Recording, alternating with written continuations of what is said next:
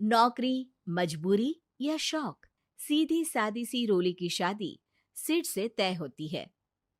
शादी के बाद तुम नौकरी करना चाहोगी? नहीं नहीं, बिल्कुल नहीं। वैसे मैं ये नहीं कहती कि नौकरी करना ठीक नहीं है, लेकिन पर्सनली मैं ये सोचती हूँ कि मैं गृहिणी बनूंगी। हाँ हाँ, क्यों नहीं। गृहिणी बनना भी आसान नहीं है। एक सफल परिवार चलाना किसी देश को चलाने जितना ही कठिन है। रोली को सिड का साथ और बात दोनों अच्छी लगती है, और फिर वो दिन भी आ जाता है जब दोनों की शादी हो जाती है। शादी के बाद ये क्या, सारा दिन किचन कपड़े और चार दीवारों के आगे पीछे घूमती रहती है। जा बाहर निकल कर देख, कितनी स्मार्ट लगती हैं वो औरतें जो नौकरी करती है। हाँ, अच्छी तो लगती है सासू माँ, लेकिन मैं नौकरी नहीं कर सकती।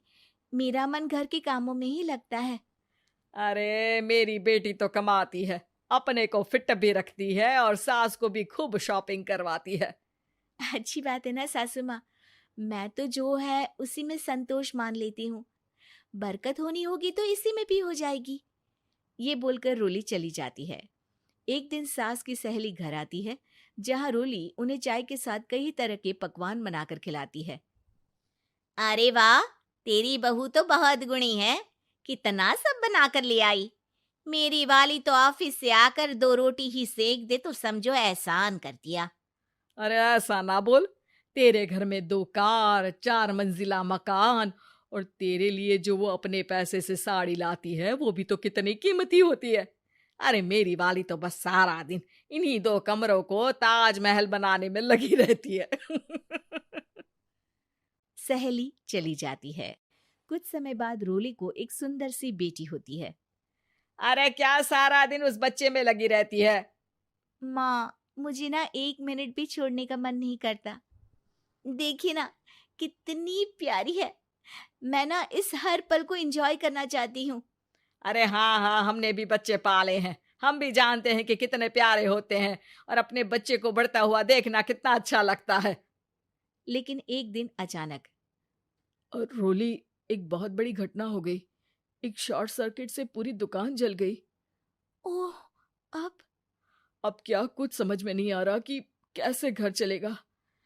घर की पूरी गाड़ी पटरी पर लाने के लिए कई साल लग जाएंगे, और वापस पहले जैसे होने में भी बहुत टाइम लग जाएगा। रोली रोली कुछ सोचती है, फिर अपने 3 महीने के बच्चे को देखती है और कहती है, आप कहें तो मैं नौकरी शुरू कर दूं?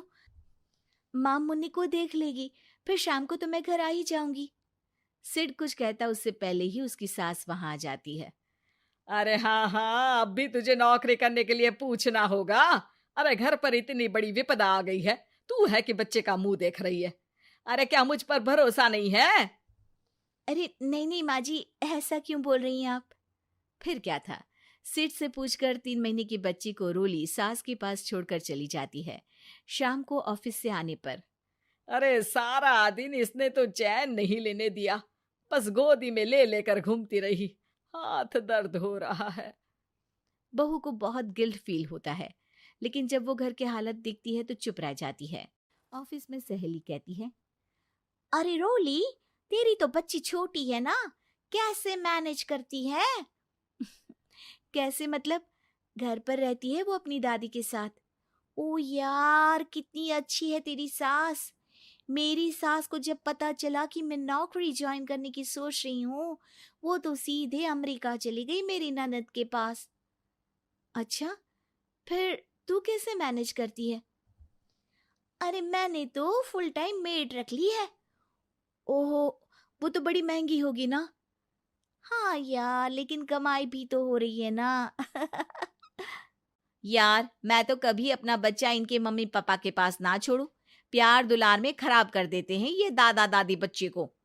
नहीं नहीं, मुझे अपनी सास पर पूरा विश्वास है। जो मेरे पति को इतनी अच्छी शिक्षा के साथ बड़ा कर सकती हैं, वो मेरी बच्ची को कभी नहीं बिगाड़ेगी। खैर, रोली की इस सोच से उलट पड़ोसियों के बीच हाथ में बच्ची पकड़े रोली की सास कहती है, अरे क्या बताऊं, सारा दिन बहू बाहर रहती है। पहले अपने बच्चे पालो, फिर बच्चों के बच्चे। अरे अपना जीवन तो कुछ रहा ही नहीं। अरे नहाने भी जाती हूं ना तो इसे साथ रखती हूँ, कल को कहीं गिर गई या चोट लग गई तो बहू तो हमारी खाल उखाड़ लेगी ना। अरे ऐसा भी क्या डरना बहू से, नौकरी थोड़ी की है उसकी। अब क्या बताऊं, पढ़ी लिखी लड़कियां हैं आजकल की। चलो चलती हूँ, सब्जी बनाने का वक्त हो गया है। बच्चे आएंगे तो खाना तो बना मिले। सास ये बोलकर वहां से चली जाती है कि तभी रोली ऑफिस से घर पहुंचती है। बाहर पड़ोसियों को देखकर, नमस्ते आंटी जी, कैसी हैं आप? अरे बहुत अच्छी हूँ, लेकिन तेरी किस्मत तो सबसे अच्छी है। क्या सास पाई है, मोती दान किए होंगे तूने। तेरा बच्चा भी देखती है, खाना भी बनाती है। बेचारी बहुत काम करती है तेरी सास। हाँ आंटी, सही बोल रही हैं आप। अब ऑफिस भी दूर है तो आने जाने में वक्त चला जाता है। खैर चलती हूँ। हाँ हाँ बेटा जाओ, गर्मा गर्म खाना खाओ। रोली घर आती है, जहाँ सास एक बार फिर छोटी सी मुन्नी की शरारतें गिनाने में लग जाती है।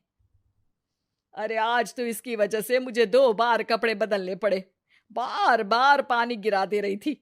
दोपहर में थोड़ा सोचा कि आराम कर लूं तो दूध के लिए रोने लगी। हाय, मैं तो परेशान ही हो गई। रोली को सास की बात अब कुछ अजीब लगती है, पर वो जल्दी से कपड़े बदलकर किचन में जाकर रोटियां बनाने लगती है। सारा महीना काम करने के बाद रोली को सैलरी मिलती है। वो पैसे लेकर सीधे सास के पास जाती है। माँ जी, ये मेरी सैलरी। आपने हर कदम में इस घर का साथ दिया। मैं नौकरी करने के पक्ष में नहीं थी। मैं तो अपने बच्चे को बढ़ता देखना चाहती थी। मैं थोड़े में भी खुशी थी। कभी मैंने आपको किचन में पैर नहीं रखने दिया था। घर की मुसीबत नहीं आती तो मैं कभी इन जिम्मेदारियों को आप पर पड़ने नहीं देती। अब सास समझ चुकी थी कि उसकी गलती कहाँ है। हाथ में पैसे देखकर कहती है, मैं पढ़ी लिखी नहीं थी तो पति ने भी कभी पैसे हाथ में नहीं रखे। बेटे ने भी गल्ला संभाला, लेकिन तूने मुझे समझा। ये मेरा सम्मान है कि एक बहू होकर तूने पूरी सैलरी मेरे हाथ में रखी बेटा।